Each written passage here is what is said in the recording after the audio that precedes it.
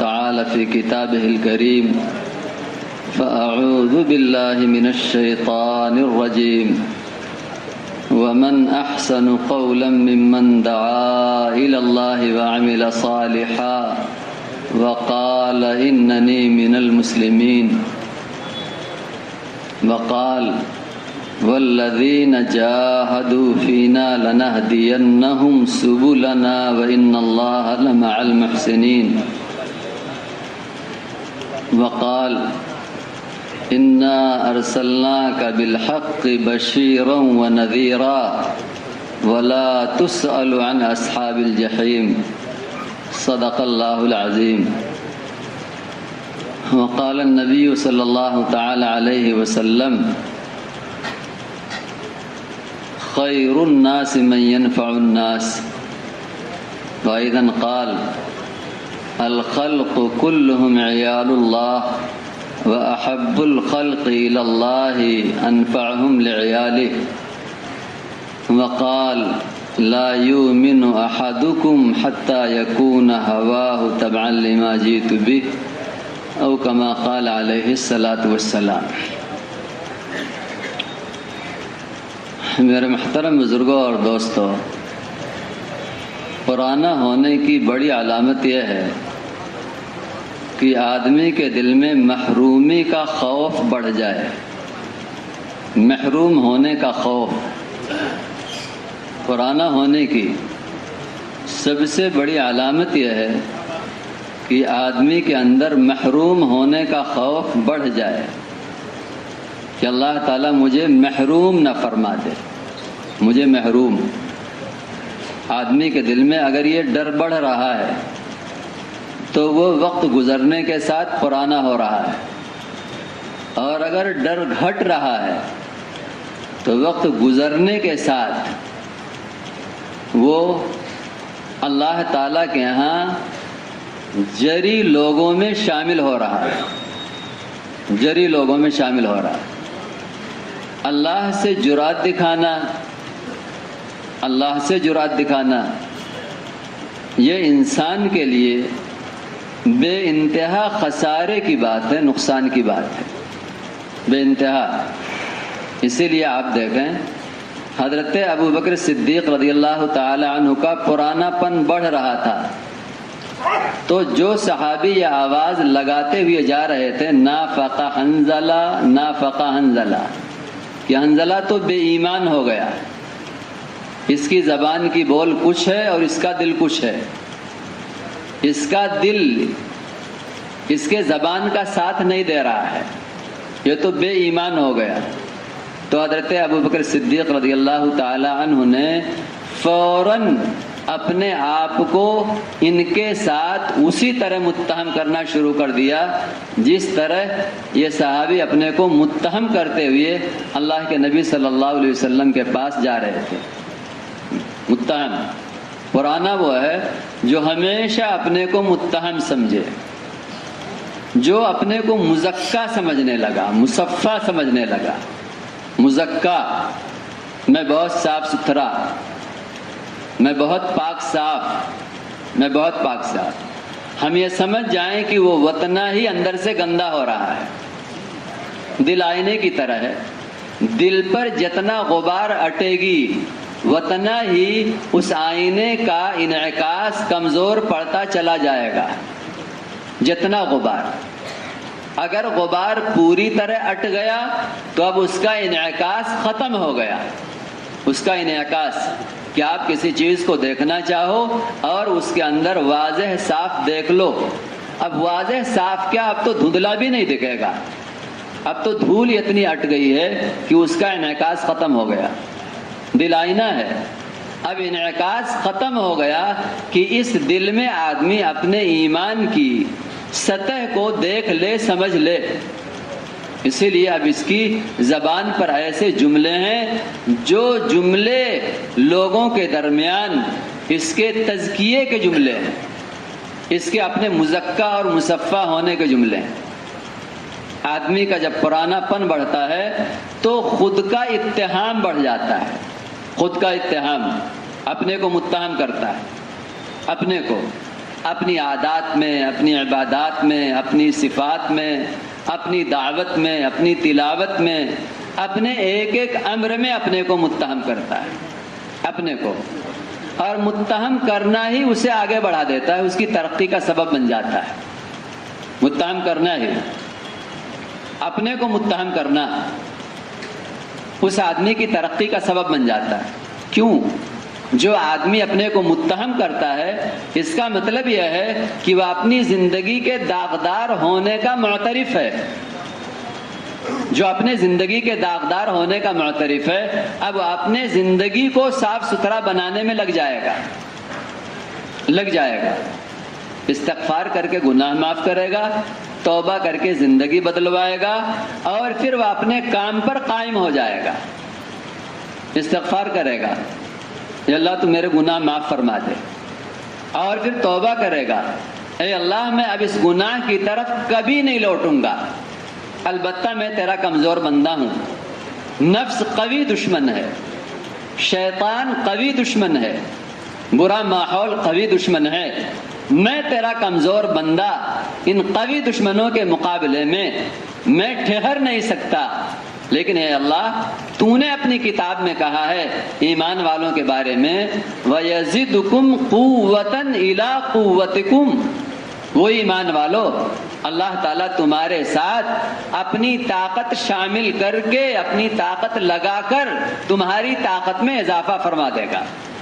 اے اللہ تیری قدرت کا ذرہ بھی جس کے ساتھ ہو جائے، تیری قدرت کا ذرہ بھی جس کے ساتھ ہو جائے، دنیا کی ساری طاقتیں چاہے وہ آسمان کو چھو رہی ہوں، ساری طاقتیں یہ تیری قدرت کے ذرے کا بھی مقابلہ نہیں کر سکتی، تیری قدرت کے ذرے کا بھی۔ اس لیے اللہ کا نظام نہیں ہے باطل کی بڑی بڑی طاقتوں کو پاش پاش کرنے کے لیے، باطل کی بڑی بڑی طاقتوں کو ٹکڑا ٹکڑا کرنے کے لیے اللہ تعالیٰ اسی جیسی طاقت کا استعمال کرے، یہ اللہ کا نظام نہیں ہے، یہ ہماری اور آپ کی سوچ ہے۔ ایک آدمی میدان میں اترا ہے راکٹ لے کر تو تم بھی اپنے پاس راکٹ کا انتظام کرو، ایک آدمی ایٹم بم لے کر کے میدان میں اترا ہے تم بھی اس کے مقابلے کے لیے ایٹم بم لے کر کے اترو، ایک آدمی بندوق لے کر کے اترا ہے، مشین گن لے کر کے اترا ہے، تم بھی اس کے مقابلے کے لیے بندوق اور مشین گن لے کر کے اترو۔ یہ ہماری اور آپ کی سوچ ہے، ہماری اور آپ کی سوچ ہے، ہماری اور آپ کی۔ یہاں بندوق کا مقابلہ لاٹھی سے نہیں ہو سکتا ہے، ایٹم بم کا مقابلہ ڈھیلے اور پتھر سے نہیں ہو سکتا، یہ ہماری اور آپ کی سوچ ہے۔ لیکن اللہ کا نظام اپنی قدرت لوگوں کے دلوں میں اتارنے کے لیے باطل کی بڑی سے بڑی طاقت کو اللہ تعالیٰ اپنی قدرت کے معمولی سے معمولی نقشوں کے ذریعے تباہ فرماتے ہیں۔ اس کی مثالیں ہیں، اس کی مثالیں ہیں۔ اب رہا کیسی تیاری؟ ایسی تیاری جس تیاری سے عرب واقف ہی نہ ہو۔ عرب اونٹ جانتے تھے، ہاتھی نہیں جانتے تھے۔ عرب اونٹ جانتے تھے، گھوڑے جانتے تھے، خچر جانتے تھے، عرب ہاتھی نہیں جانتے تھے۔ ہاتھی، اس کی بناوٹ عجیب و غریب، اس کا جسم و جثہ بے انتہا بھاری، اس کا جسم و جثہ، اور جب اس کو کسی چیز پر ورغلایا جائے، بھڑکایا جائے تو اس کا غصہ بے انتہا خطرناک، بے انتہا۔ ایسی تیاری کے ساتھ، ایسی تیاری کے ساتھ، ایسی تیاری کے ساتھ، اور صرف اتنی سی بات تھی عبد المطلب کی، وہ گھر اللہ کا ہے، اللہ جانے، اونٹ ہمارے ہیں، تم ہمارے حوالے کر دو۔ جس گھر کو اللہ کے حوالے کیا انہوں نے متولی ہونے کے ناطے اللہ کے حوالے، وہ اللہ جانے۔ جب اس گھر کی طرف بڑھے تو اللہ تعالیٰ نے اپنی قدرت کے معمولی نقشوں سے باطل کی اتنی بڑی طاقت کو پاش پاش کر کے دکھلایا، اور اللہ نے ہم سب سے کہہ دیا۔ حضرت کہتے ہیں مسلمان قرآن پاک کو ترجمے کے ساتھ پڑھنے کا عادی بنے، ترجمہ نہ کرے۔ ترجمہ کرنے کی ذمہ داری تو علماء کی ہے، جنہوں نے ایک لمبی زندگی کھپائی ہے، کھپائی ہے نحو کے پیچھے، صرف کے پیچھے، لغت کے پیچھے، معانی کے پیچھے، بیان کے پیچھے، جنہوں نے ایک لمبی زندگی۔ ترجمہ تو وہ کریں گے، ترجمہ پڑھنا ہر مسلمان ترجمہ پڑھے. ہر مسلمان. ایک شوہر بیوی کا پیغام اگر آئے کسی زبان میں جسے وہ نہ جانتا ہو تو سمجھنا چاہتا ہے, سمجھ کے اس کو سننا چاہتا ہے. ایک باپ ہے بیٹے کا پیغام, ایک ماں ہے بیٹی کا پیغام. ایک بندہ جو کہے اللہ میرا خالق ہے, مالک ہے, رب ہے, قرآن اس کے اوامر کا مجموعہ ہے, قرآن طریقے زندگی ہے, سراپا رہبری ہے, اور اس قرآن پاک کو گونگے بہروں کی طرح ایسے ہی پڑھ لے. نہیں, حضرت فرماتے ہیں مسلمان قرآن پاک کا ترجمہ پڑھے. ہاں, کرے گا کون ترجمہ؟ ترجمہ عالم کرے, ترجمہ عالم کرے. اور قرآن پاک کے ترجمہ پڑھنے کی رہبری کس سے لے؟ دیندار علماء سے, سمجھدار علماء سے, دیندار علماء سے, جو اپنے ماحول میں دیندار ہوں, سمجھدار ہوں, فکر مند ہوں, امت پر رحم کھانے والے ہوں. ایسے علماء سے رہبری لیں کہ ہم قرآن پاک کا ترجمہ پڑھنا چاہتے ہیں, تو ہم سمجھیں گے کہ ہاں اللہ تعالیٰ نے اپنی قدرت کو کن کن شکلوں میں باطل کو پاش کرنے کے لیے ظاہر فرمائی ہے. اب یہ مسلمان باطل کے نقشوں سے اپنے آپ کو اسباب سے خالی دیکھ کر کے کبھی حقیر نہیں سمجھے گا, کبھی حقیر نہیں سمجھے گا. باطل کے نظام سے مرعوب ہونے کی وجہ صرف یہ ہے کہ یہ مسلمان اپنے اللہ کی قدرت اور طاقت کو جاننا سمجھنا نہیں چاہتا. ورنہ اگر ایک بچے میں اپنے باپ کی طاقت کا استحضار ہو تو میدان میں کھیلنے والے پہلوان جوانوں سے بھی وہ خوف نہیں کھاتا ہے, پہلوان جوانوں سے بھی. ہاں, اسے یہ معلوم ہو میرا باپ وزیر ہے, میرا باپ وزیر ہے, میرا باپ مالدار ہے, میرا باپ عہدیدار ہے, اور یہ جتنے دکھ رہے ہیں یہ سارے کے سارے ظاہر ان کا جو بھی دکھ رہا ہو ہمارے باپ کے طاقت, قوت اور مال کے مقابلے میں ان کی حیثیت ذرے کے برابر بھی نہیں ہے. تو وہ اپنے حقیر وجود کو نہیں دیکھتا, اس کے سامنے اپنے باپ کی شان کا استحضار ہے, جس کی وجہ سے ان بڑے بڑے پہلوانوں سے بھی میدان میں نہیں ڈرتا. یہ مسلمان اس کے دل میں اپنے اللہ کی قدرت کا, اپنے اللہ کی طاقت کا استحضار پیدا ہو جائے اور یہ باطل کے نقشوں سے مرعوب ہو کر کے اس دنیا میں اپنے آپ کو حقیر سمجھنا شروع کر دے, اور اللہ کے حکموں پر استقامت دکھانے میں باطل سے خوف کھا کر کے دنیا کے کسی جگہ میں یہ کمزور ثابت ہو جائے. ایسا ہو ہی نہیں سکتا, ایسا ہو ہی نہیں سکتا. اسی لیے آپ چھوٹی سی صورت پڑھو, اللہ تعالیٰ نے کیسا دل بندھایا ہے اور مضبوط کیا ہے ایمان والوں کے دل کو, باطل کے بڑے بڑے نقشوں کو اپنی قدرت کے معمولی نقشوں سے پاش کر کے. اللہ تعالیٰ نے اس کا تذکرہ کیا, الم تری کیف فعل ربک باصحاب الفیل, کیا تم آنکھ کھول کر دیکھتے نہیں؟ ذرا دل کی آنکھیں کھولو, سر کی آنکھیں نہیں, دل کی آنکھیں کھولو. تمہارے رب نے, تمہارے پالنہار نے, ساری ضرورتوں کا انتظام کرنے والے تمہارے رب نے ہاتھی والوں کے ساتھ کیا کیا؟ الم تری کیف فعل ربک باصحاب الفیل. آگے الم یجعل کیدہم فی تضلیل, ان کے ساری چالوں کو, سارے مکر کو, ساری قوت کو, سارے طاقت کو, سارے نظام کو کیا اللہ تعالیٰ نے مٹی میں نہیں ملا دیا؟ مٹی میں نہیں ملا دیا؟ کیا دیکھتے نہیں؟ کیا دیکھتے نہیں؟ معمولی پرندے بھیجا اللہ نے, معمولی پرندے, معمولی پرندے. آج ہم کہیں اگر بارود بندوق میں استعمال نہ ہو تو اس بارود کی طاقت ظاہر نہیں ہوگی. ہم کہیں ہاتھ سے مارو, بارود میں کوئی طاقت نہیں, تو ہم مثال کیا دیتے ہیں؟ ہر چیز کی طاقت اس کی اپنی جگہ میں استعمال ہونے سے ظاہر ہوگی. یہ تو ہمارے ساتھ کا معاملہ ہے, یہ ہمارے اللہ کے ساتھ کا معاملہ نہیں. اللہ جس چیز کو چاہے ذرے کو پہاڑ سے بھی زیادہ طاقتور بنا دے, قطرے کو دریاؤں کی موجوں سے بھی زیادہ اللہ تعالیٰ طاقتور بنا دے. یہ اللہ کا نظام ہے. اللہ کرنے پر قادر ہے, اللہ کرنے پر قادر ہیں, اور کبھی کبھی انسانوں کی آنکھیں کھولنے کے لیے اللہ دکھا دیتے ہیں تاکہ یہ دل کا اندھا نہ رہے. دل کا اندھا, جہنم میں دل کا اندھا جائے گا, آنکھ کا اندھا نہیں جائے گا. دل کا اندھا جائے گا، دل کا اندھا، ہاں دل کا اندھا۔ دعوت کا کام دل کی آنکھ کھولنے کے لیے، دعوت کا کام دل کی آنکھ کھولنے کے لیے ہے، دل کی آنکھ، دل کی آنکھ۔ دل کی آنکھ کا کہیں آپریشن ہے ہی نہیں، سر کی آنکھ کا آپریشن ہے دنیا کے ڈاکٹروں کے پاس، دنیا کے اسپتالوں میں سر کی آنکھ کا علاج ہے، لیکن دل کی آنکھ کا کوئی علاج نہیں۔ انبیاء کرام علیہم الصلوات والتسلیمات دعوت کی محنت لے کر آئے دل کی آنکھ کو کھولنے کے لیے، اسی لیے قرآن میں کہا گیا فَاعْتَبِرُوا يَا أُولِي الْأَبْصَارِ، آنکھوں والے آنکھیں کھولو، آنکھیں کھولو، آنکھوں والے آنکھیں کھولو، دل کی آنکھ کھولو، دل کی آنکھ۔ قرآن پاک سراپا دعوت ہے اور دل کی آنکھ کو کھولنے کے لیے سراپا دعوت ہے۔ اسی لیے حضرت ابوبکر صدیق رضی اللہ تعالیٰ عنہ، آج تو ہم اپنے ہر عمل سے دعوت کی نیت کرتے ہی نہیں۔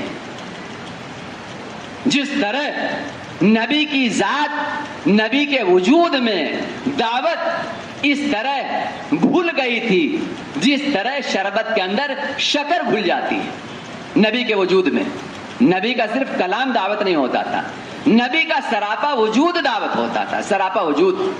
جیسے پانی کے ایک ایک قطرے میں شکر کا وجود گھل چکا ہے جس کی وجہ سے وہ پانی میٹھا ہو گیا، ایسے ہی نبی کی ذات سراپا دعوت، سراپا دعوت، سراپا دعوت، دعوت ایسی گھلی ہوئی۔ آپ نے صحابہ کرام کی تربیت اسی طرح کی کہ دعوت ان کی زندگی میں گھل جائے پوری طرح، دعوت، اس لیے ان کے ہر عمل سے دعوت۔ حضرت ابوبکر صدیق رضی اللہ تعالیٰ عنہ قرآن تیز پڑھتے تھے، تیز تیز۔ جب آپ نکلنے لگے مکہ مکرمہ سے تو شریف آدمی کے لیے دلوں میں جگہ ہوتی ہے۔ شریف کون ہے؟ جو اونچے اخلاق کا مالک ہے وہی شریف ہے۔ شریف جو اونچے اخلاق کا مالک ہے، اونچے اخلاق کا۔ بخیل کبھی اونچے اخلاق والا نہیں ہو سکتا، بخیل کبھی نہیں ہو سکتا ہے، بخیل کبھی بھی اونچے اخلاق کا مالک نہیں ہو سکتا ہے، بزدل کبھی بھی اونچے اخلاق کا مالک نہیں ہو سکتا ہے۔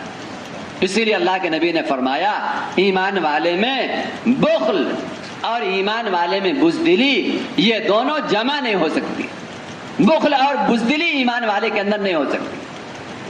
بخل کہتے ہیں مال بچانے کو، بزدلی کہتے ہیں جان بچانے کو۔ ایمان والے میں نہ مال بچانے کا جذبہ ہوگا نہ جان بچانے کا جذبہ ہوگا، ایمان والے میں جو صحیح ایمان والا ہوگا۔ کیوں؟ دنیا کا بڑے سے بڑا بخیل ایک کے دو دکھائی دیں تو وہ اپنے منہ کا لقمہ نکال کر کے دے دے گا، اور جہاں ایمان والے کو دل کی آنکھ سے ایک پر 70 دکھائی دے رہا ہے، ایک پر 700 دکھائی دے رہا ہے، ایک پر 7 لاکھ دکھائی دے رہا ہے، ایک پر 49 کروڑ دکھائی دے رہا ہے، ایک پر اس سے بھی زیادہ اللہ کی شان کے اعتبار سے دکھائی دے رہا ہے، سچ بتاؤ جس کے دل کی آنکھ اتنی روشن ہو وہ مال لگانے میں پیچھے رہے گا؟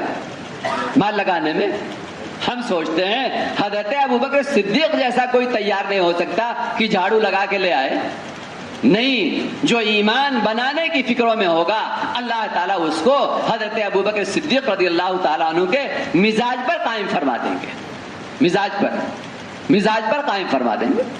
ہمارے بزرگوں میں مثالیں ملیں گی کہ ہاں واقعی گھر میں جھاڑو لگانے کا نقشہ تعلیم اور تبلیغ کے تقاضوں پر قربانی پیش کرنے کے لیے اللہ کے سامنے پیش کر دیا، اللہ کے سامنے پیش کر دیا۔ ابھی تو اسباب کی شکلوں پر صلاحیتیں لگانے کو ہم مالداری کا اور غنا کا ذریعہ سمجھتے ہیں، جن کے دلوں کو اللہ تعالیٰ نے کشادہ فرمایا وہ مقصد حیات، انبیاء کے مقصد حیات پر ساری صلاحیتوں کے لگانے کو اپنی غنا اور مالداری کا یقینی سبب سمجھتے تھے، یقینی سبب عزت کے ساتھ دنیا کے دروازوں کے کھلنے کا، دنیا کے داد و دہش کے اللہ کی طرف سے ان کی جھولی میں آنے کا یقینی ذریعہ سمجھتے تھے، عزت کے ساتھ یقینی ذریعہ۔ اس لیے ایمان والے میں واقعی ایمان والا ہے، ایک ہے ایمان کا مدعی ایمان کے مدعی میں یہ بات نہیں ہوگی، ایمان کے داعی میں یہ بات ہوگی۔ ایمان کا داعی وہ ہوگا جس کے دل میں ایمان اترا ہوا ہوگا، ایمان اترا ہوا ہوگا۔ اللہ کے نبی نے صحابہ کی تربیت اس پر فرمائی تھی۔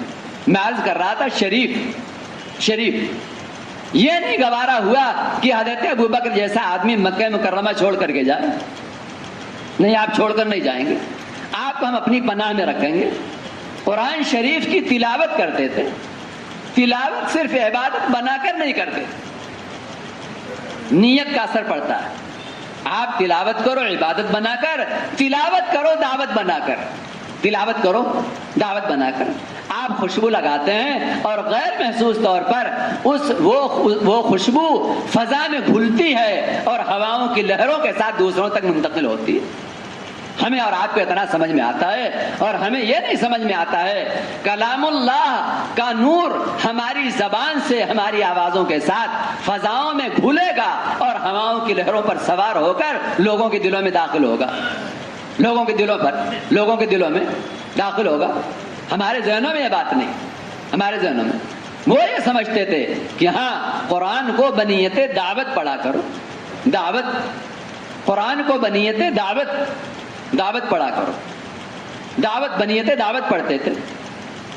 دل لوگوں کے جب دعوت مخالف سے مخالف ماحول میں اندر کے غم کے ساتھ، اندر کی فکروں کے ساتھ جب دعوت وجود میں آئے گی، اندر کے غم کے ساتھ، اندر کی فکروں کے ساتھ، وہ مسلمان ہی کون ہے جو دعوت میں اپنے آپ کو حالات کا پابند بنا لے اور حالات سے اپنے آپ کو دبا کچلا سمجھ لے، حالات سے دبا کچلا، حالات سے۔ مکہ مکرمہ میں دعوت شدید، حالات شدید تھے، لیکن صحابہ نے کبھی دبا کچلا نہیں سمجھا، دبا کچلا نہیں سمجھا۔ کیا ہم حالات سے دبے کچلے، حالات سے دبے کچلے؟ کیوں؟ ہمارے خون کا ہر قطرہ دعوت کے لیے، ہمارے جسم کی ہر بوٹی دعوت کے لیے، ہمارے مال کا ہر ذرہ دعوت کے لیے، ہمارے مال کا ہر ذرہ۔ کیوں؟ دعوت کا تعلق عمارتوں سے نہیں ہے، عمارتوں سے نہیں۔ خانہ کعبہ کی عمارت تھی بنا ابراہیمی، دعوت ختم ہو گئی، دعوت مرکز توحید بتوں سے بھر گیا، مرکز توحید۔ ہمارے ذہنوں میں شاندار مسجدیں بنا لو ہدایت پھیل جائے گی، شاندار مدرسے بنا لو ہدایت پھیل جائے گی، شاندار خانقاہیں قائم ہو جائیں ہدایت شکلوں کے اعتبار سے ہدایت پھیل جائے گی۔ نہیں، عمارتوں سے ہدایت نہیں پھیلتی، عمارتوں سے نہیں، عمارتوں سے ہدایت نہیں پھیلتی، عمارتوں سے۔ ہاں، اللہ تعالیٰ عمارتوں کو قربانیوں کی بنیاد پر قبول فرما لیتے ہیں، یہ اللہ کا نظام ہے، اور اپنی طرف سے اللہ تعالیٰ اسے شرف عطا فرما دیتے ہیں۔ لیکن ہدایت تو نبوت کی محنت سے متعلق ہے، نبوت کی محنت سے۔ اسی لیے جب محنت ہوئی تو اللہ تعالیٰ نے پاک فرمایا، اور جب محنت نہیں تھی تو وہی بتوں سے بھر گیا، بتوں سے بھر گیا۔ اور بتوں سے نہیں، دیواروں تک پر تصویریں لوگوں نے بنا دی، رکھا نہیں، دیواروں تک پر تصویریں بنا دی۔ یہاں تک شرک بڑھا کہ خانہ کعبہ بتوں سے بھر گیا، خانہ کعبہ کی دیواروں پر تصویریں بنا دی گئی۔ اللہ کے نبی صلی اللہ علیہ وسلم فاتحانہ مکہ میں داخل ہوئے، جب خانہ کعبہ میں داخل ہونا ہوا، آپ خانہ کعبہ میں داخل نہیں ہو رہے۔ حضرت عمر رضی اللہ تعالیٰ عنہ، اللہ کے نبی مکہ فتح ہو گیا، خانہ کعبہ کی چابی ہاتھ میں آ گئی، آپ داخل کیوں نہیں ہوتے؟ اللہ کے نبی نے فرمایا، آج مسلمان ہیں موبائل میں تصویریں بنا کر کے، اچھے شرفا، حیرت ہے، 4 مہینہ لگا لیا، 5 ماہ بیرون لگا لیا، مستورات کے ساتھ سفر کر لیا، مستورات کے ساتھ سفر کر لیا۔ حیرت ہے کہ موبائل کھولتا ہے تو پہلے تصویر، اپنی تصویر، اپنے اولاد کی تصویر، اپنے دوست احباب کی تصویر۔ اللہ کے نبی صلی اللہ علیہ وسلم داخل نہیں ہوئے، پانی لایا گیا، دھویا گیا، آپ نے فرمایا دیواروں پر تصویر بنی ہے، جہاں فرشتے نہ داخل ہوں وہاں میں کیسے داخل ہو جاؤں؟ جہاں فرشتے نہ داخل ہوں میں وہاں کیسے داخل ہو جاؤں؟ میں عرض کر رہا تھا، محنت ہوئی تو اللہ تعالیٰ نے اس خانہ کعبہ سے سارے عالم میں ہدایت کے پہنچنے کا انتظام فرما دیا. سارے عالم میں ہدایت کے پہنچنے کا اللہ تعالیٰ نے انتظام فرما دیا. تو تعمیرات سے یہ ہدایت نہیں پھیلتی، ہدایت تو نبوت کی محنت سے پھیلتی، نبوت کی محنت سے. اسی لیے اللہ کے نبی صلی اللہ علیہ وسلم نے داعی بنایا، مضبوط داعی بنایا. اور داعی ایسا نہیں، داعی ملازمت کی دعوت نہیں. ملازمت یہ تو ملازمت ہے بظاہر، میرا چلہ لگ گیا اب میری تشکیل کیوں، میرا 4 مہینہ لگ گیا میری تشکیل کیوں، میرا 8 گھنٹے لگ گئے میری تشکیل کیوں، میں نے فلانا تقاضا پورا کر دیا میری تشکیل کیوں، میری تشکیل کیوں. آپ دیکھیں گے ایک دکان میں ایک ملازم ہے، ایک مالک ہے. ملازم کہے گا میرا وقت پورا ہو گیا، ملازم کہے گا. لیکن اگر کوئی تقاضا متوجہ ہوا ہے تو مالک کبھی نہیں کہے گا کہ میرا وقت پورا ہو گیا، میرا وقت پورا ہو گیا، میرا وقت پورا ہو گیا. کبھی نہیں کہے گا میرا وقت پورا ہو گیا. مالک نہیں کہے گا، یہ ملازم کہے گا. اللہ کے نبی صلی اللہ علیہ وسلم نے ملازمت کے مزاج والا داعی نہیں بنایا تھا، ملازمت کے. اور افسوس صد افسوس ابھی ملازمت کے بھی مزاج پر دعوت میں ہم نہیں.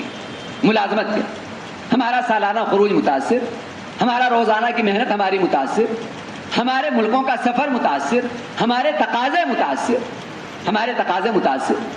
اللہ کے نبی صلی اللہ علیہ وسلم نے خون کے ایک ایک قطرے میں دعوت کا جذبہ بھرا تھا، گوشت کے ایک ایک بوٹی میں اللہ کے نبی نے دعوت کا جذبہ بھرا تھا.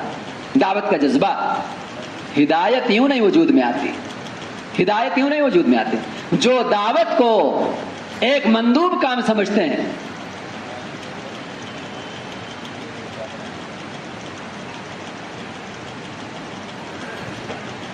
جو دعوت کو ایک مندوب، مستحب، زمانے کا تقاضا، کسی فرد کی تحریک، جن کے دل و دماغ میں دعوت ہے وہ کبھی بھی دعوت میں موت تک نہیں چل سکتے، کبھی بھی نہیں چل سکتے. اور دعوت کے کاموں پر ان کے لیے وہ اجر بھی نہیں ہے جو اجر ان کے لیے ہے جو دعوت کو اللہ کا ایسا بڑا فریضہ کہ اگر اس فریضے پر میں قائم نہ ہوا تو کہیں نقد عذاب اللہ کا ہمارے اوپر دنیا میں نازل نہ ہو جائے. ایک ہے دعوت کو مندوب سمجھنا، مستحب سمجھنا، فرض کفایہ اس سے آگے سمجھنا، اور زمانے کی تحریک سمجھنا، کسی زمانے کا تقاضا سمجھنا.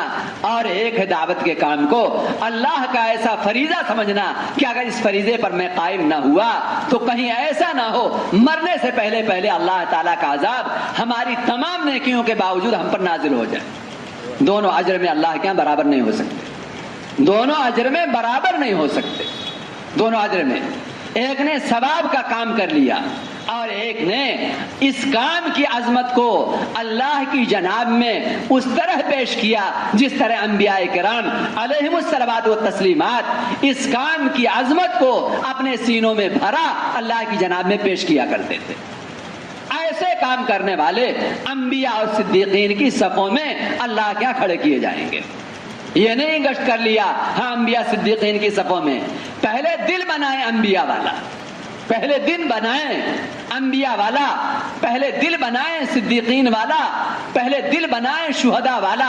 پھر ہم اللہ سے امیدیں کریں کہ جب اللہ کی جناب میں ہماری حاضری ہوگی تو تمام کمزوریوں پر اللہ تعالیٰ پردہ ڈال کر کے ہمیں انبیاء، صدیقین اور شہداء کی صفوں میں اللہ تعالیٰ محض اپنے فضل و کرم سے کھڑا فرمائیں گے. اسی لیے اللہ کے نبی صلی اللہ علیہ وسلم نے ایسا جذبہ بھرا تھا، ایسا. پرانوں کی تربیت اس پر ہوئی تھی، پرانوں کی. وہ پرانے اپنے پیچھے عملے کو سنبھالیں گے جن کے دل اس طرح بنے ہوئے ہوں گے. اللہ کے نبی دنیا سے رخصت ہو رہے ہیں، امت پر ایسا حال ہے کہ دن اپنی روشنی کے باوجود، اپنی سفیدی کے باوجود لوگوں کی نگاہوں میں یہ دن رات بن چکا ہے، یہ دن سیاہ بن چکا ہے. لیکن سنبھالنے والے کون ہیں؟ حضرت ابوبکر صدیق رضی اللہ تعالیٰ عنہ. کیسے سنبھالنے والے ہیں؟ کیسے سنبھالنے والے؟ جن کے دلوں میں دعوت ایسا بھر جائے گی کہ دعوت کے پیچھے سب کچھ قربان کرنے کا عزم ان کے دلوں میں پیدا ہو جائے گا، اللہ تعالیٰ ان کے ذریعے ان کے ساتھیوں کو سنبھلنے کی شکلیں پیدا فرمائیں گے، ورنہ ساتھی ضائع ہو جائیں گے۔ ہمارے ساتھیوں کے ضائع ہونے کی وجہ ہمارا کمزور ہونا ہے، ہمارا خود اندر سے ضائع ہونا ہے، ورنہ وہاں اینقص الدین وانا حی، اینقص الدین، میرے وجود کے باقی رہتے ہوئے دین کا وجود متاثر ہو، دین کے نقشے پر کسی طرح کی زد آئے، میرا وجود تو استعمال ہو سکتا ہے لیکن اللہ کے دین میں کوئی کمی نہیں آ سکتی۔ میرا وجود معمولی نقصان، معمولی، ہمارے محلوں میں شراب ہے، ہمارے محلوں میں جوا ہے، ہمارے محلوں میں بدکاریاں ہیں، ہمارے محلوں میں چوریاں ہیں، ہمارے محلوں میں ارتداد ہے، ہمارے محلوں میں عریانیت ہے، ہمارے گھروں میں ساری برائیاں دھیرے دھیرے آ رہی، خاندانوں میں آ رہی، وہاں معمولی چیز۔ دائی کہتے کہ دعوت کہتے ہیں دین کے مٹنے کا غم دل کی گہرائی میں اتر جانے کو دعوت کہتے ہیں۔ دعوت زبان کی بول کو نہیں، دعوت اندر کے اس غم کا نام ہے جو دین کے کسی معمولی سے معمولی چیز کے مٹنے کے وقت آدمی کے اندر پیدا ہوتا ہے، اندر کے غم کا نام۔ دعوت ایک غم ہے، دائی ایک غمگین انسان ہے، اور ایسا غمگین انسان کہ جو ماحول اور معاشرے کے فساد کو دیکھ کر اپنی محنتوں میں تھکنے ہارنے کے بعد نتیجہ نہ آنے پر اپنے ہلاک کرنے کا جذبہ اپنے دل میں پائے، اپنے کو تباہ کر لینے کا جذبہ دل میں پائے۔ یہ تھوڑا ہے کہ دسترخوان لگے اور موج مستی چلتی رہے، ہنسی مذاق چلتا رہے، ہو ٹھٹا چلتا رہے، اور ہاں ماشاءاللہ ہم سب دائی ہیں، تھوڑی دیر کے لیے بس بیٹھ کر کے ایسے جیسے لوگ ماتم کر لیتے ہیں، ایک رواج پورا کر لینا، یہ نہیں ہے دعوت، یہ نہیں، ایک غم ہے اندر کا، جو غم آدمی کو، یہی غم تو اندر کا پیٹرول ہے، اندر کا پیٹرول، اندر کا ایندھن جیسے گاڑی کو چلاتا ہے، ایندھن وہ غم ہے، وہ غم آدمی کو ایسے چلاتا ہے جیسے گاڑیوں کا ایندھن انہیں سڑکوں پر تیزی سے چلاتا ہے، سڑکوں پر تیزی سے ہمیں چلائے گا، اندر کا غم چلائے گا۔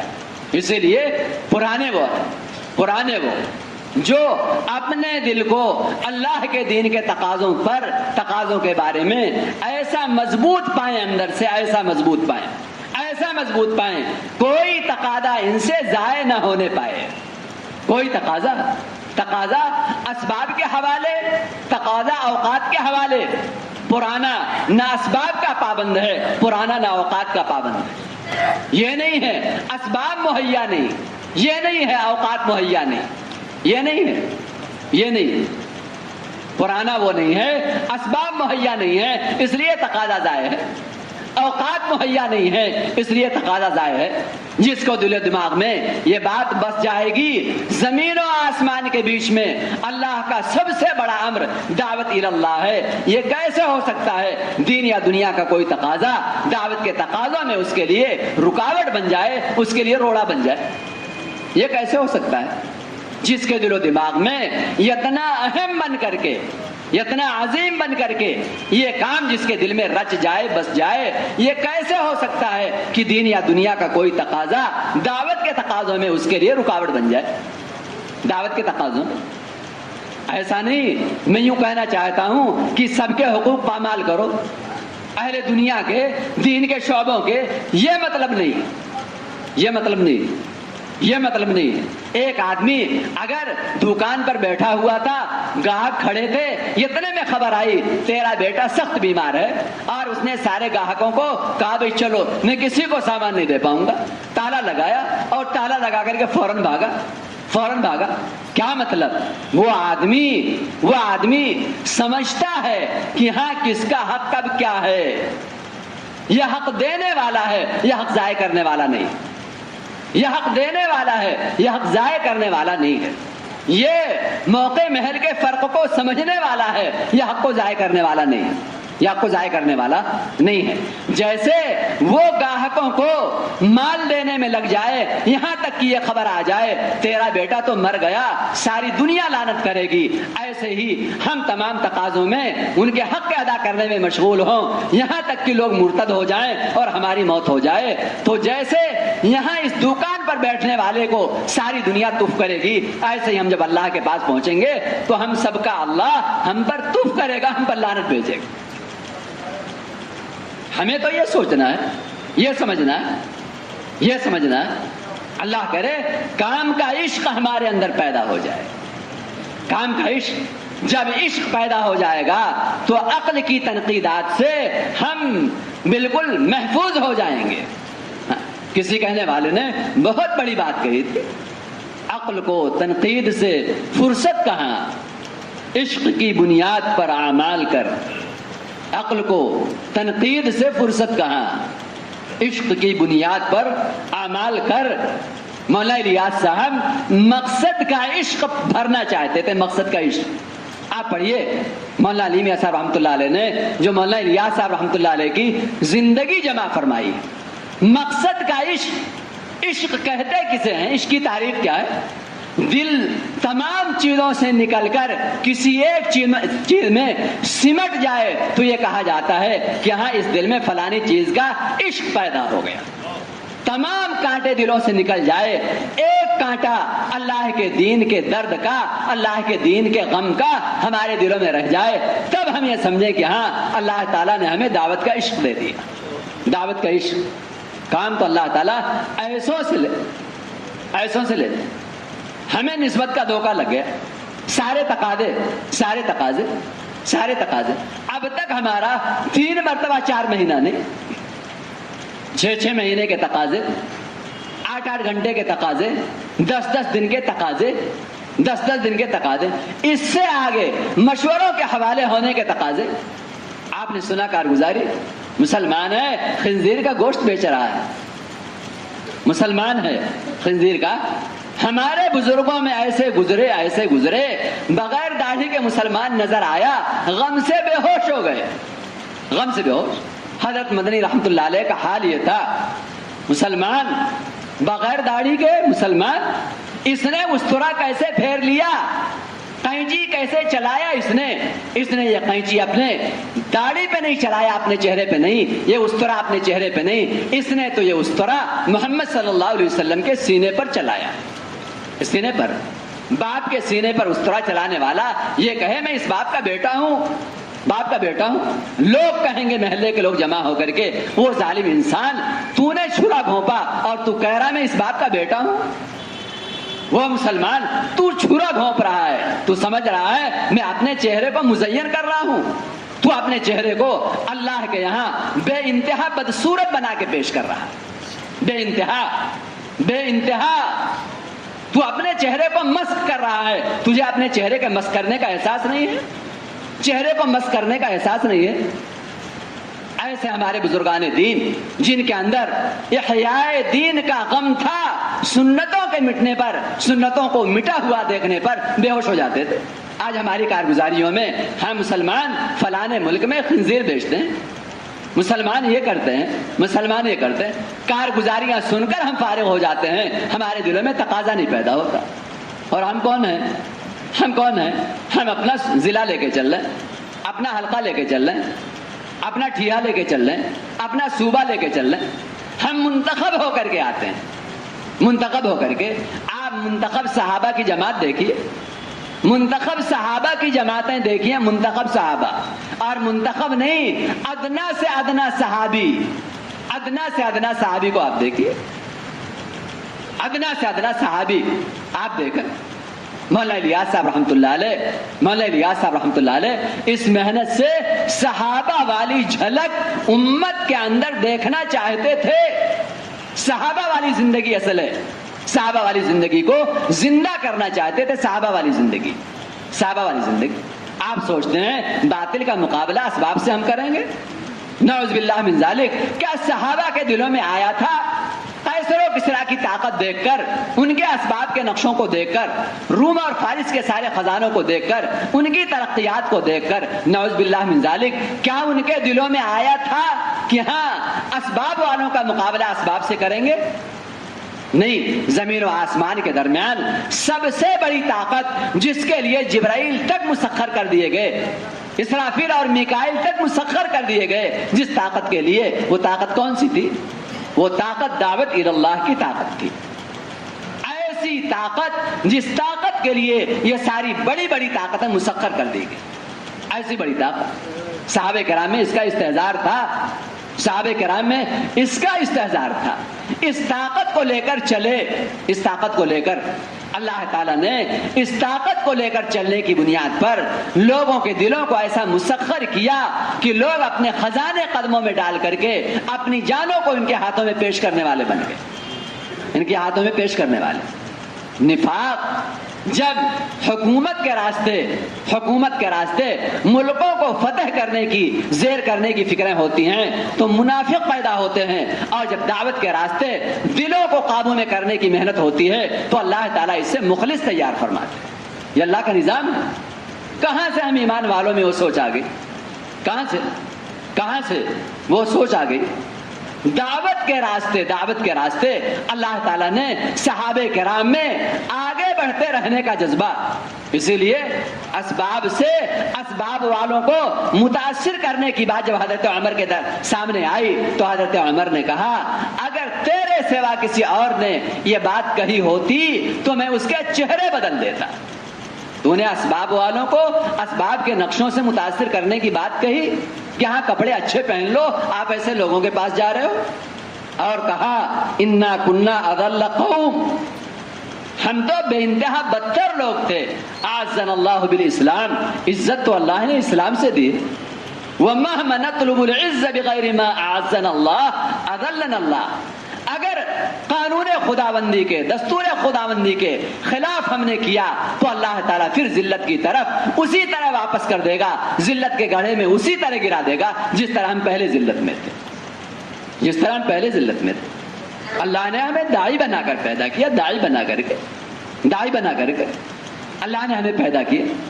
آج ایک زمانہ گزر گیا تنہائیوں میں بیٹھ کر کے کبھی دل میں جھانکنا نصیب نہیں ہوا کہ دل کی گہرائی میں کہاں تک ابھی دعوت کا غم گیا، دعوت کے پیچھے سب کچھ لگانے کا جذبہ اس دل کی گہرائی میں کہاں تک گیا. کبھی تنہائیوں میں بیٹھ کر سوچنے کا موقع نہیں ملا. کبھی تنہائیوں گناہ سوچ کر رویا ہم نے، چوری ہو گئی، زنا ہو گیا، جھوٹ ہو گیا، کوئی بات ہو گئی، ایسے گناہوں کو تو سوچا ہوگا، لیکن دل کی گہرائیوں میں جن گہرائیوں تک دعوت کا غم جانا چاہیے تھا، یہ اتنا زمانہ ہو گیا ابھی ان گہرائیوں تک دعوت کا غم نہیں گیا، ابھی اس مزاج پر ہم کھڑے نہیں ہوئے. میرے محترم بزرگوں، دوستو، یہ سوچ کر کے رونا نہیں آیا. اسی لیے ہماری تشکیل، ہمیں ترغیب، اور پھر بھی تقاضا رہ جائے، یہ کتنے نقصان کی بات ہے، کتنے خسارے کی بات ہے. قربانیوں والے قبول ہوتے ہیں. اسی لیے میں نے عرض کیا تھا کہ آدمی کے اللہ سے قریب ہونے کی علامت محرومی کے خوف کا بڑھنا. محرومی کے حضرت فرمایا کرتے ہیں اللہ کے شان استغنا سے ایسے ڈرا کرو جیسے اللہ کے عذاب سے ڈرتے ہو. اللہ کے شان بے نیازی سے ایسے ڈرا کرو جیسے اللہ کے عذاب سے ڈرتے. ایسا نہ ہو اللہ محروم کر دے، ایسا نہ ہو اللہ محروم کر دے، ایسا نہ ہو محرومی کا خوف پیدا ہو جائے. سچ بتاؤ، گشتوں کی جان نکلی ہوئی ہو، گشت بھیجا. ہم لوگوں کو کارگزاری کے لیے گشت کی صورت بنا کر کے گشت کرتے ہیں. اللہ ہمارے گشت کی صورتوں کو نہیں دیکھے گا، گشت کی حقیقت کو اللہ دیکھے گا. گشت کی حقیقت کو، ملاقاتوں کی صورت نہیں دیکھے گا، ملاقاتوں کی حقیقت دیکھے گا. ملاقاتوں کی حقیقت، دور قریب کے خروج کی صورت نہیں دیکھے گا، اللہ حقیقت دیکھے گا دور قریب کی. اسی لیے ہمیں ڈر پیدا ہو جائے، اے اللہ گشت کا حق ادا نہ ہوا تو مجھے محروم نہ کرنا. یا اللہ محروم نہ کرنا. میرے دوسرے گشت کا حق، میرے مشورے کا حق، میری ملاقات کا حق، میرے خروج کا حق اے اللہ ادا نہیں ہوا. ایسا نہ ہو، ایسا نہ ہو. ملازم کو آدمی ملازمت سے محروم کر دیتا ہے، آپ ہمارے کام کے نہیں ہیں، اب آپ کا دل و دماغ ہمارے ساتھ نہیں ہے، آپ کا جسم ہمارے ساتھ ہے، دل و دماغ ہمارے ساتھ نہیں ہے، اب آپ ہمارے یہاں نوکری کے لائق نہیں ہیں. کیا ہمارے دلوں میں یہ خیال آیا کہ ہاں ایسا نہ ہو دنیا کا ایک مالک جیسے ملازم کو ملازمت سے نکال دیتا ہے، ایسا نہ ہو. اگر اس کام کے ساتھ ہماری طرف سے کمزوری کا معاملہ ہو تو اللہ تعالیٰ بھی اس کام سے ہمیں نکال دے. ہمیں ایک انسان بھلے مالک ہے لیکن اپنے کام میں دوسرے انسانوں کا محتاج ہے. سچ بتاؤ اللہ اپنے کسی کام میں اپنی کسی مخلوق کا محتاج ہے کیا؟ نہیں. اپنے دین میں انبیاء اور اولیاء کا محتاج نہیں ہے، نظام تشریع میں انبیاء اور اولیاء کا محتاج نہیں ہے، نظام تکوین میں وہ بڑے سے بڑے فرشتوں کا محتاج نہیں. یہ اللہ کی قدرت ہے، اللہ کی طاقت ہے. اللہ محتاج نہیں ہے، اللہ محتاج نہیں. ہمارے دلوں میں ڈر پیدا ہو جائے، ایک ایک عمل کو بنا سنوار کر کے اللہ کی جناب میں پیش کرنے کا جذبہ پیدا ہو جائے.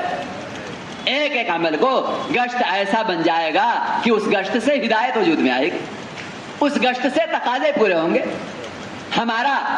ہماری شب گزاری، ہمارے ماہانہ جوڑ، ہمارے ششماہی جوڑ، سارا عمل ایسا بنا ہوا پیش ہوگا، بنا ہوا. ڈر پیدا ہو جائے، ایسا نہ ہو عمل اگر ضائع ہوا اللہ کی طرف سے محرومی نازل ہو جائے، اللہ کی طرف سے محرومی نازل ہو جائے. ایسا نہ ہو، ایسا نہ ہو. یہ ہمارے دلوں میں خوف پیدا ہونے کی چیز ہے. سچ بتاؤ خوف پیدا ہو گیا، آدمی قربانی بڑھائے گا یا گھٹائے گا؟ کیا کرے گا؟ قربانی بڑھائے گا، گھٹائے گا نہیں. قربانی بڑھائے گا اور قربانی بڑھا کر کے روئے گا، بڑھا کر کے روئے گا. قربانی گھٹائے گا نہیں، بڑھائے گا، اور بڑھا کر کے وہ آدمی متکبر بد مزاج نہیں بنے گا، وہ آدمی متواضع بنے گا اور اللہ کے سامنے تنہائیوں میں رونے والا بنے گا. متکبر، بد مزاج، بد اخلاق، بد زبان اگر کام میں ہونے کے باوجود اگر یہ برائیاں ہیں، اگر یہ رذائل ہیں آدمی کے اندر، تو یہ بہت ڈرنے کی چیز ہے.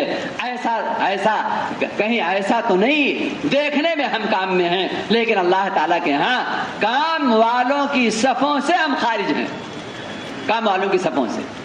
یہ قربانی بڑھائے گا اور بڑھا کر کے رو کر کے اپنی قربانیوں کو قبول کرانے کی فکروں میں ہوگا، رو کر کے.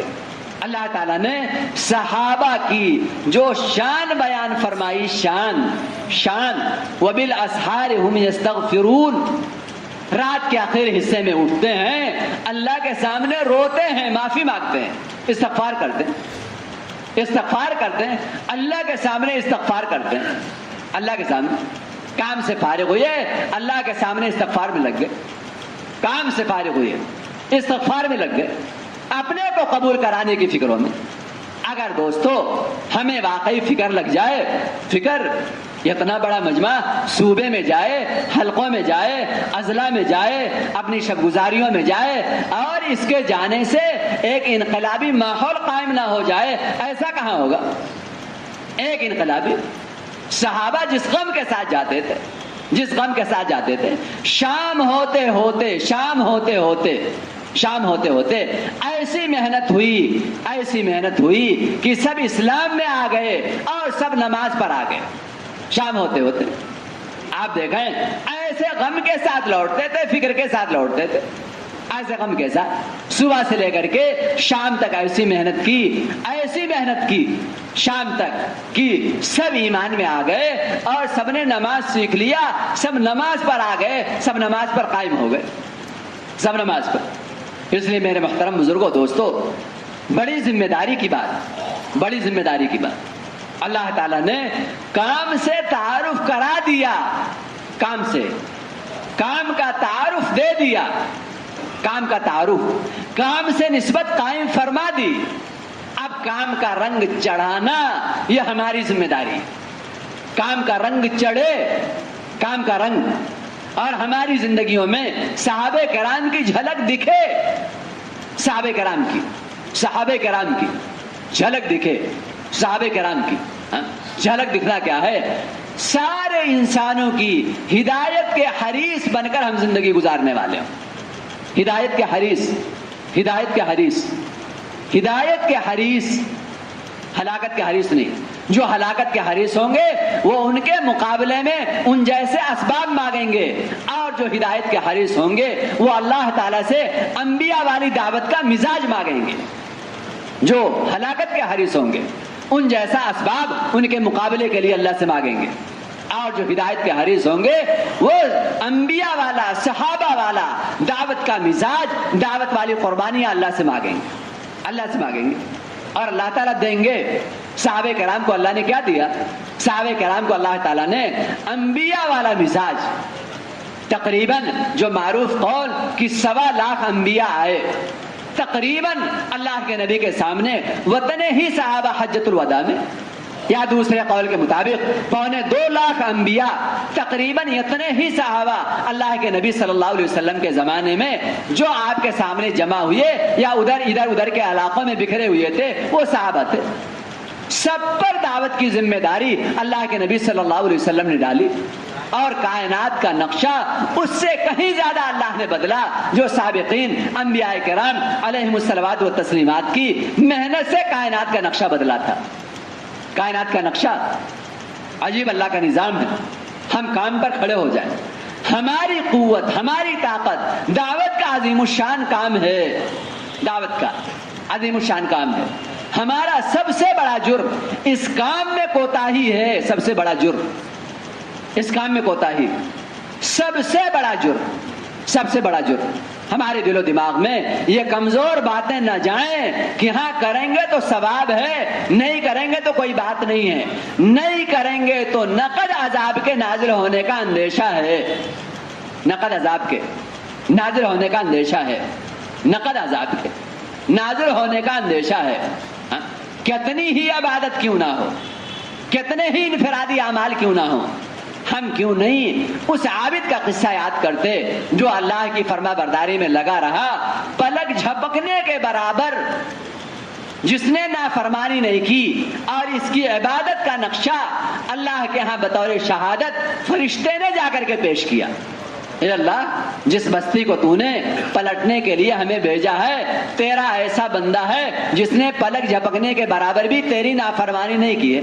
لم یعصک طرفۃ عین، تیری نافرمانی پلک جھپکنے کے برابر. آج ہمارا حال کیا، ہم دیکھ لیں ہمارا حال کیا، ہماری نافرمانیاں. وہاں اللہ نے کہا فرشتے سے ابدأ بہ، جاؤ شروعات وہیں سے کرو، جاؤ شروعات وہیں سے کرو، شروعات وہیں سے کرو. کیوں؟ فَإِنَّهُ لَمْ يَتَمَّعَرْ وَجْهُهُ فِيَّا سَاعَةً أَوْ كَمَا قَالَ عَلَيْهِ الصَّلَاةُ وَالسَّلَامُ. اس کی پیشانی پر بل نہیں آیا، اس کی پیشانی پر بل نہیں آیا، اس کے دل پر زور نہیں پڑا، وہ مگن رہا. کیوں ہم اپنے کو بڑا مجرم نہیں سمجھتے؟ کیوں نہیں بڑا مجرم سمجھتے؟ اسی لیے مقام پر رہنا، یہ بھی غم کے ساتھ اللہ کے راستے کا خروج کرنا، یہ بھی غم کے ساتھ، یہ ہماری بنیادی ذمہ داری. ہم پرانے ہی نہیں ہیں اگر کام کے تقاضے ہم سے ضائع ہوتے، ہم پرانے ہی نہیں ہیں، کام کا عملہ ہی نہیں ہے، اور یہ ہمیں اپنے کو متہم کرنے کی چیز، یہ ہمیں اپنے کو متہم کرنے کی چیز، متہم کرنے کی چیز. آج دیکھیں عملہ کیا ہوتا ہے، عملہ کیا ہوتا ہے، کسی کمپنی کا عملہ کیا ہے آپ دیکھو، کسی کارخانے کا عملہ کیا ہے آپ دیکھو، حکومت کے کسی شعبے کا عملہ کیا ہے آپ جا کر کے دیکھو. معمولی وعدوں پر وہ ایسی جان مال کی بازی لگائے، اور اللہ تعالیٰ کے ایسے وعدے بڑے بڑے جن وعدوں کو ہم اپنے وہم و گمان میں بھی نہیں لا سکتے.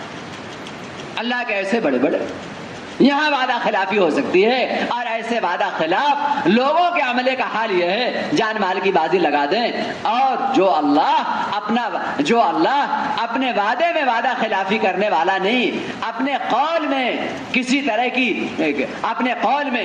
طرح کی کمزوری برتنے والا نہیں، ہم اور آپ اس اللہ کے دین کا عملہ بننے میں کمزوری ثابت کر. اس لیے میرے محترم بزرگوں دوستو، اللہ اسے استعمال کریں گے جو قربانی بڑھانے کا عزم کرے گا. صاف سیدھی بات ہے، اللہ اسے استعمال کریں گے جو جو قربانی بڑھانے کا عزم کرے گا. یہ ہمارے ذہنوں میں نہ آئے کہ ہم تو اصحاب کہف کے کتے کی طرح لگے ہوئے ہیں، ان کے ساتھ وہ بھی چلا گیا تھا جنت میں. بعض مرتبہ ایسے جملے کہ ہاں بس چلتے رہو ایسے ہی، چلتے رہو، اور ہم کہہ دیتے ہیں کتا ادنا مخلوق تھا، رذیل مخلوق تھا، جب ان کے ساتھ وہ چلا گیا قربانی والوں کے ساتھ. ہم تو اللہ کے نبی کے امتی ہیں، اشرف الامم ہیں. ہم یہ نہیں سوچتے جب ہم اشرف الامم ہیں تو ہم ادنا جانور کے ساتھ اپنے کو کیوں جوڑتے ہیں؟ ہم اشرف ہیں تو ارذل کے ساتھ اپنے کو کیوں جوڑتے ہیں؟ اللہ نے اشرف بنایا، اب اس اشرفیت کا حق ہے کہ ہم ویسی قربانی پیش کریں جس طرح کی قربانی صحابہ نے پیش کیا. اسی لیے دوستو، اصل ہے تقاضے وہ پورے کروا پائے گا اپنے ٹھیوں سے، اپنے حلقوں سے، اپنے اضلاع سے. وہ تقاضے پورے کرا پائے گا جو اپنی ذات سے تقاضوں کے پورا کرنے میں اپنے آپ کو آگے بڑھائے گا، وہ کرا پائے گا.